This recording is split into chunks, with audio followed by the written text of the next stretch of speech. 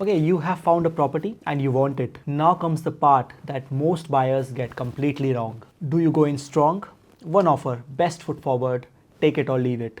Or do you negotiate? Start low, work your way up, play the game. Here's what nobody tells you. The wrong approach in the wrong market does not just cost you the deal, it can cost you tens of thousands of dollars. Today we are breaking down both strategies, when each one works, when each one backfires, and what actually gets buyers the keys. Hi, I'm Ankit from ValueNest Buyers Agency, and I specialize in research-led property investment strategies. I help property investors make confident, data-driven decisions by focusing on numbers and fundamentals, not just the headlines. So first of all, let's define what we are comparing. Making one strong offer. You do your research, determine fair market value of a property and present your best offer upfront. Clean, confident, minimal back and forth. You are signaling to the vendor, this is serious, this is real, don't waste my time and I don't want to waste yours. Second is negotiating. You start below where you are willing to land, leave room to move and work through a series of offers and counter offers until both sides find a number they can live with. Both approaches can work, but here is the critical thing most buyers miss. The right strategy depends entirely on the market condition, the property and the seller's situation. If you get the read wrong and you either overpay or you lose the property to someone who understood the room better than you did. Let's break it down. Let's start with the strong offer approach, because in certain conditions, this isn't just the best strategy, it is the only strategy. In a competitive market, hesitation is fatal. When there are multiple buyers circling a property, when clearance rates are high, when stock is low,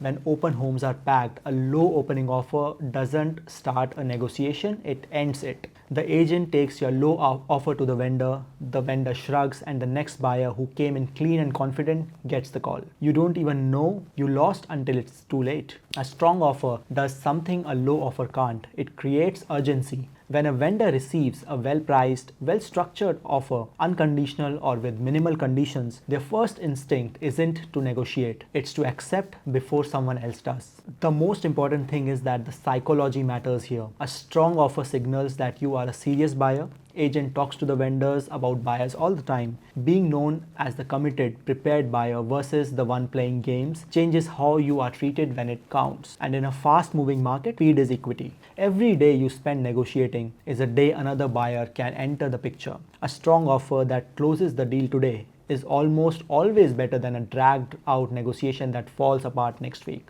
The numbers make sense too. If fair market value is 850k and you open at 800k hoping to land at 840, but the vendor has another offer at 845k, you've lost a property you would have paid 850 for. That 10,000 saving you were chasing can cost you the deal entirely. But here's where the strong offers approach can work against you. In a soft market, you leave money on the table. If days on market are long, stock is high and vendors are anxious, coming in at full asking price signals one thing to an experienced agent, that you did not do your homework. Strong offers require accurate valuation. If your strong offer is based on the asking price rather than genuine market evidence, comparable sales, days on market, vendor motivation, you can always overpay significantly. The strength of a strong offer comes from knowing exactly what the property is worth, not from simply offering whatever the agent suggests. And there are situations where the vendor expects to negotiate. Some vendors, particularly in private treaty sales in slower markets, list with a buffer built in. They are expecting to come down. Going in at asking price without negotiating can actually create suspicion.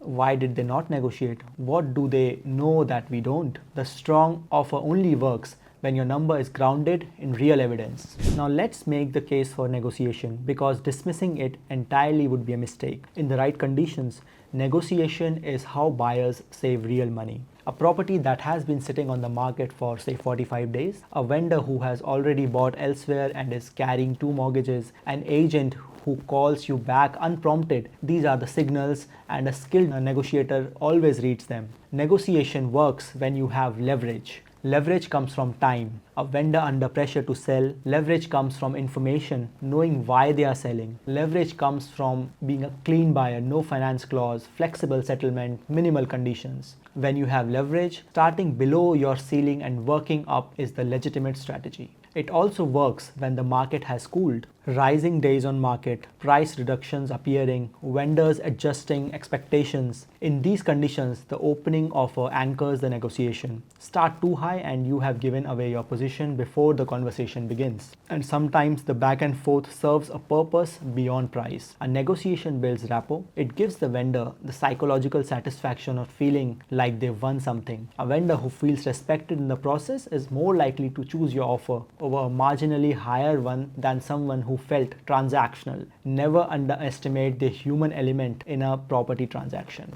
But negotiation has a dark side as well, and I have watched buyers lose properties they loved because of it. Lowballing in a competitive market destroys relationships. Agents have long memories. If you come in 100,000 below market value on a well-priced property, you don't just lose the deal, you damage your reputation with that agent for every property they sell in the future. In a market where relationships matter, and they always matter, being known as a lowball buyer is a liability.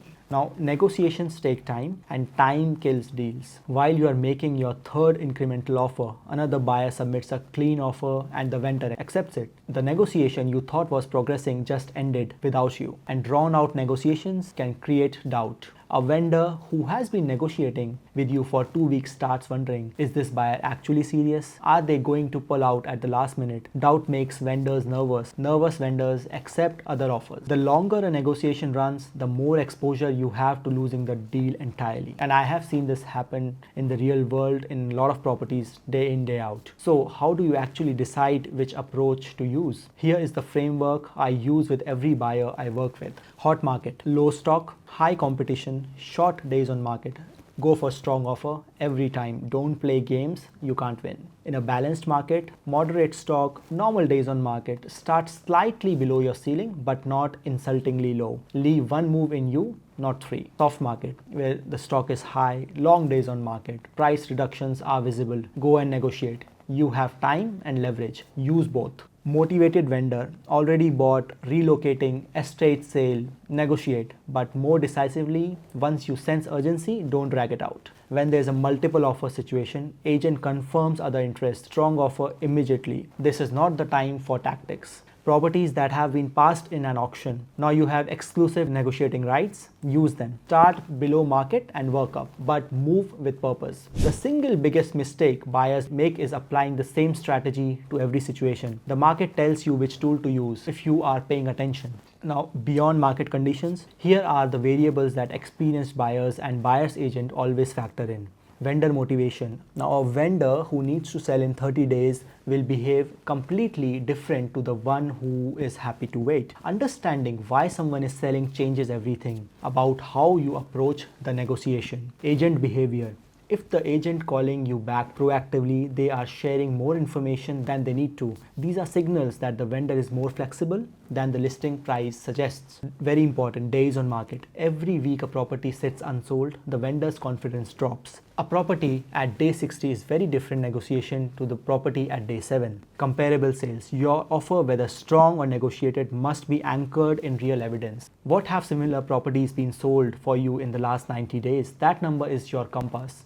Everything else is noise. And your own position. Are you unconditional? Can you offer a flexible settlement? These are the chips on the table that have real value, and smart buyers use them to get price movement without the vendor feeling the key lost. So, one strong offer or negotiation, which actually works? Here is the honest answer. The best buyers don't commit to one strategy, they read the situation and adapt. In a competitive market with multiple buyers, one strong offer wins more often than any negotiation tactic ever will. In a soft market with a motivated vendor and a property sitting stale, negotiation can save you $30,000 to $50,000, sometimes even more.